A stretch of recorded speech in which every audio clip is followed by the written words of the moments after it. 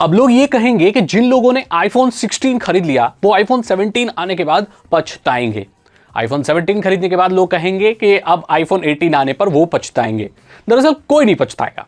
अगर कोई एक थिंकिंग ऐसी रखता है तो भाई वो पछताएगा ही, और उसका पछताना तय है, क्योंकि एक आईफोन आएगा उसके बाद अगला आईफोन तो आएगा।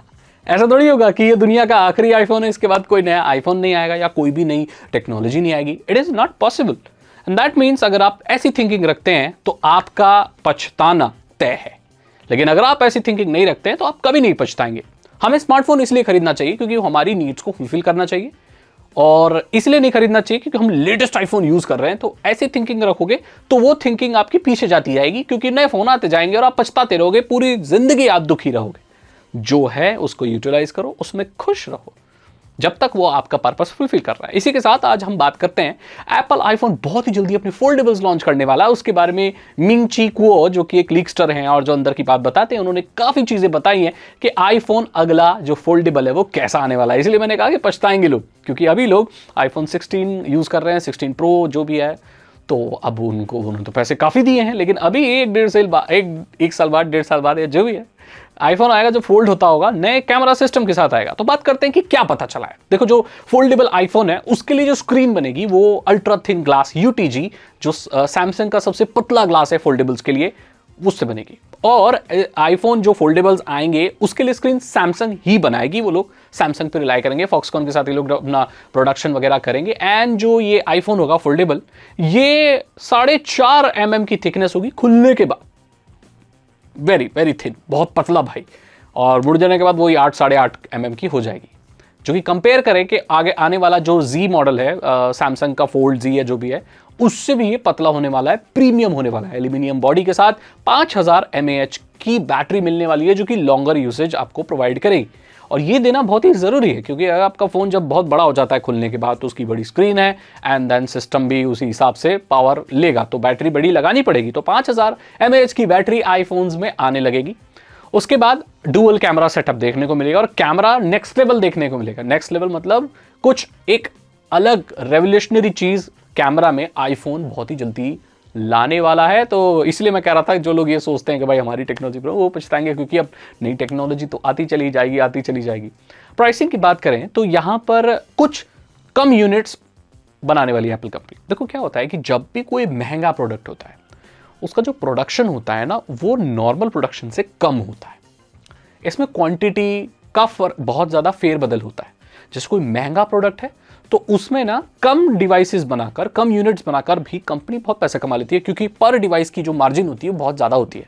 जैसे मैं अगर एक पिन बेचता हूँ, ठीक है, या मैं कोई एक डेटा केबल बेचता हूँ, तो जो मैं 100 रुपये की बेचता हूँ, मेरे को बनाने में 75 रुपये लगते हैं, तो मैं इसमें 25 रुपये कमाता हूँ। वहीं मैं अगर एक फ़ोन बेचता हूँ, आईफोन बेचता हूँ, तो मैं कितने कमाऊँगा? मैं 20,000 40,000 ऐसे कमाता हूँ। तो एक डेटा केबल बेच के मैं 25 कमा रहा हूँ, एक आईफोन बेच के मैं मतलब 50,000 या 40,000 जो भी कमा रहा हूँ। सो इसीलिए मुझे अगर डेटा केबल बनाना है तो मुझे हज़ारों की संख्या बनाना पड़ेगा कुछ, अगर मेरे को पैसा कमाना है तो अच्छा खासा। लेकिन फ़ोन के कौन तो 10-12 बना के भी मैं उतने पैसे कमा सकता हूँ। सो यहाँ पर यही खेल है। अब कितने बनेंगे, इससे हमें ये पता चल जाता है इनडायरेक्टली कि वो उसका प्राइस क्या होने वाला है। आपको क्या लगता है कि एप्पल कोई पहला फोल्डेबल बना रहा है तो क्या वो सस्ता रखेगा?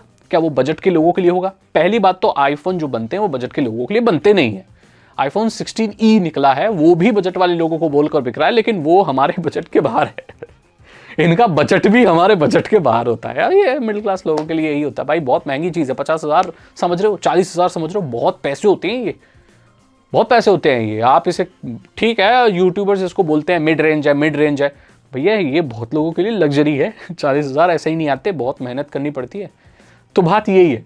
तो इसका मतलब है कि जो फोल्डेबल्स हैं वो प्राइस की लिस्ट में सबसे टॉप पर होने वाले हैं। 2-2.5 लाख 3 लाख तक टच करेंगे, उससे तो कम की बात ही मत करो।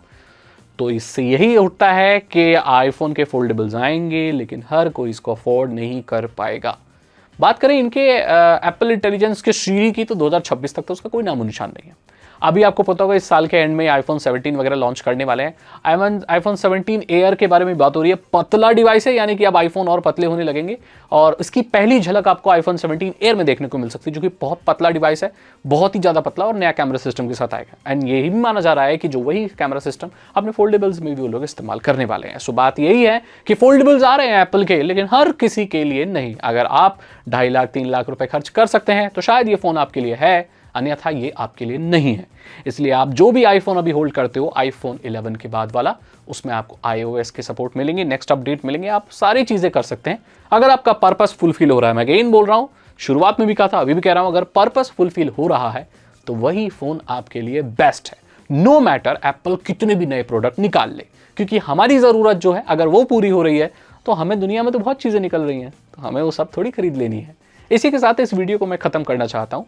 कोई और नई टिप्स, आप ट्रिक्स या जो भी चीज़ जानना चाहते हो तो मेरे चैनल के साथ जुड़े रहो, क्योंकि बहुत सारी वीडियो यहाँ पर आप देखते रहिए। चैनल को सब्सक्राइब कीजिए, बेल आइकन को प्रेस कीजिए। मैं तो आपसे अगली वीडियो में। Thank you so much and good